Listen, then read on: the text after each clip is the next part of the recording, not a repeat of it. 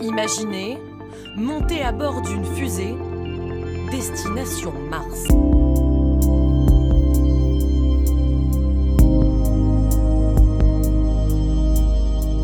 L'américain Elon Musk a fait de la conquête spatiale l'un de ses objectifs pour les années à venir. Une fusée pour rallier Mars. Putain, mais c'est hyper phallique. Cette fusée, c'est pas normal.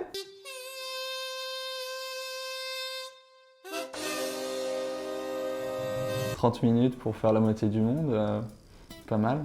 Moi qui aime bien voyager. Je connais Elon Musk, oui, et je trouve que ce mec c'est un génie, quoi. Avec Tesla et maintenant ce projet d'envoyer des gens sur Mars, je trouve ça incroyable. Et personnellement, moi j'ai envie d'y croire. C'est le 5e élément, le truc, quoi. C'est assez hallucinant, mais apparemment, les voyages touristiques, c'est grave en train de se développer, c'est un vrai business. Donc le mec, il a sa liste d'attente de VIP qui veulent aller sur Mars et il le projette de le faire dans 1 an ou 2. Moi j'y crois, et j'ai envie de me dire oui, peut-être dans 30 ans, 40 ans, on sera capable de faire ça. Après, moi c'est quelque chose que j'ai envie de voir en tout cas. C'est vraiment hyper futuriste. Moi, je vois le 5e élément quand ils partent là sur Fhloston Paradise. Je me dis, il y aura du tourisme intergalactique, quoi. Peut-être que face aux problèmes qu'on a sur notre planète, c'est peut-être aussi une réponse si vraiment ça fonctionne et que c'est envisageable et tout. Que ça va coûter hyper cher et que du coup, ça va concerner que les gens qui auront de l'argent. Et donc, dans une perspective un peu glauque, je me dis, si ça se trouve, il y aura plus que les gens qui auront plus d'argent et qui seront pauvres et qui vont rester sur Terre et la Terre, elle sera toute pourrie. Et il y aura que les gens riches qui partiront sur Mars et qui pourront recommencer un truc, quoi. Qu'on revient pas, que c'est définitif, donc je vais laisser quand même quelques personnes partir avant moi et après peut-être j'irai en vacances là-bas. Ah, c'est fou de se dire que d'ici horizon 5-10 ans, on peut se faire des voyages sur Mars, quoi. Alors que bon, genre bien on s'occupe de notre planète avant d'aller essayer de niquer d'autres planètes, genre. Voici le prototype Hyperloop One XP1. En plein désert du Nevada, ce train à très grande vitesse a été testé pour une seconde fois. Oui, non, mais alors là, moi en plus qui suis phobique de l'avion, je dis oui. Je reste sur le plancher des vaches, tout va bien. Ouais, mais je pense que tu vas dans un hyperloop comme ça, t'as un haut le cœur tout de suite.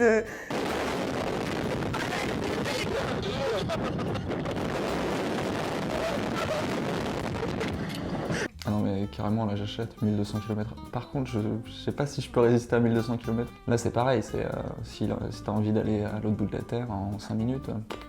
Ouais, c'est une technologie qui n'est pas si loin que ça du TGV, je pense, donc c'est moins compliqué à réaliser que la fusée d'Elon Musk. Donc je pense que oui, c'est une technologie qui serait apte de sortir plus vite. Parce que l'hyperloop, je sais pas comment est-ce que ça fonctionne comme énergie, mais pour te balancer à 1200 km/h, je pense pas que ce soit de l'énergie solaire qu'ils utilisent. Normalement j'y croirais pas, mais vu que c'est Elon Musk qui pose, qui arrive comme ça et qui dit bon 2021, j'ai envie d'y croire parce que c'est quelqu'un qui a réussi à travailler avec la NASA, à créer ses entreprises. Dès qu'il s'ennuie, il crée une entreprise.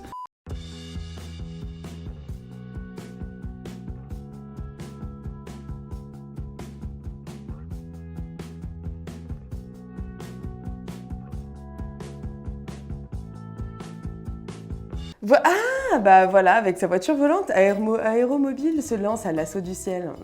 C'est intéressant, mais je pense pas que ça me concerne. 100 000 euros, des centaines de milliers d'euros pour une voiture. Je sais pas, j'ai l'impression que ça c'est un peu un truc prototype qui sortira jamais. Déjà parce que tu peux pas rouler à 160 km sur l'autoroute, il faudrait que tout change et que l'organisation des routes et tout évolue. Et j'ai l'impression que c'est pas du tout accessible, quoi, parce que déjà ça coûte une fortune, qu'il y a que 2 passagers, donc déjà les familles t'oublient. Il faudrait revoir tout le trafic aérien, si tout le monde a sa caisse volante, ça serait hyper étrange. Enfin, je sais pas, ça pour le coup, je me vois pas du tout dans un monde où tout le monde a sa voiture volante dans 2 ans. Ah, mais on dirait un espèce de cafard qui a perdu 2 ailes. C'est vraiment l'horreur. Il faudra un brevet de pilote pour avoir le plaisir de conduire une de ces machines. Donc ouais, il y aura une grosse partie de la population qui en sera privée. Mais avec les décennies, peut-être que ça va se normaliser. Et puis dans 100 ans, on passera le permis de voiture volante comme aujourd'hui on passe le permis de voiture. Enfin, déjà que les gens ils galèrent à payer un permis de conduire, alors en plus payer un permis de pilote pour avoir un truc qui coûte 150 000 euros. Puis même, ça doit être un bordel sur les routes, quoi. Déjà que si on reste sur les routes, c'est déjà le bordel. Alors en plus, si on vole... Je sais pas, il y a trop de trucs à changer. Tu peux pas aller au garage avec ta voiture volante. Enfin, t'as des enfants, tu peux pas les mettre dedans. Ce qu'on sait, Yves, aujourd'hui, c'est qu'Elon Musk est impliqué dans le lancement d'une toute nouvelle société, Neuralink, qui a déjà embauché les meilleurs chercheurs en neurosciences et en électrodes. Non, mais t'imagines, tu peux programmer ton esprit pour parler japonais après, donc du coup... Carrément, j'avais vu justement, et je crois que c'est pour pallier aux intelligences artificielles, pour éviter qu'on se laisse dépasser. Et là, c'est carrément justement augmenter la capacité des humains. Franchement, ça, c'est une technologie qui me fait un peu plus peur. Après, je vois qu'il peut avoir des bénéfices à cette technologie. Il y a des bons et des mauvais côtés. Mais pour moi, ouais, non. J'aimerais pas qu'on me foute des trucs dans le cerveau. Pour moi, il y a plein de questions d'éthique, de qu'est-ce que l'humanité, est-ce qu'on n'est pas en train de complètement se tromper de chemin. Toujours être dans la performance, et toujours le plus ingurgité, machin. En fait, on emmagasine des infos, on est juste des dictionnaires et des Google vivants et on n'est plus des humains, on n'a plus d'émotions, il y a plus même l'apprentissage, c'est aussi un plaisir d'apprendre et c'est pas en te mettant des disquettes dans la tête que... Enfin, je sais pas, en fait, je trouve qu'on met complètement de côté l'empathie, l'intelligence humaine, le relationnel et on s'intéresse que à mettre des infos et des datas dans la tête des gens, sauf qu'on n'est pas des ordinateurs et ça me fait flipper. Tu peux pas exploiter tous les inputs que tu as à la journée, ça veut dire que... Enfin, en plus, si tu parles d'un point de vue purement commercial, toi, dans ta journée, tu es exposé à je sais pas combien de centaines de messages publicitaires. Moi qui ai une petite mémoire, j'achète direct, peu importe. Là, 100 000 €, j'investis.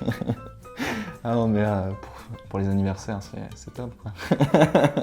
Je pense que l'humanité est encore un peu trop sur ses gardes par rapport à cette technologie. Quel intérêt en fait d'avoir le dictionnaire du Japon dans la tête si tu pars en vacances au Japon? L'intérêt c'est peut-être aussi de communiquer autrement qu'en ayant exactement le même langage et de pouvoir t'exprimer hyper facilement. Enfin, dans le voyage, il y a aussi ça, il y a aussi l'inconnu.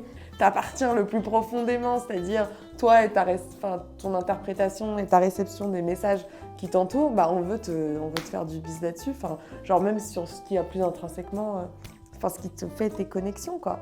Moi je suis grave choquée, mais ça m'étonne pas trop. Bah alors il y a une partie hyper intéressante, mais il y a une partie dangereuse, quoi. Le fait de stocker sa mémoire dans le cloud, ça peut être modifié, puis même en sécurité, la sécurité, ça va être au cœur de l'avancée technologique, quoi. Parce que y a des risques derrière. Une fois que c'est implanté en nous, il n'y a plus de barrière, quoi. Voir la caméra. Hey, si tu as aimé cette vidéo, n'hésite pas à t'abonner et mettre un pouce bleu. Et si tu habites à Paris ou ses alentours, il y a un lien dans la description pour participer. Allez, bisous!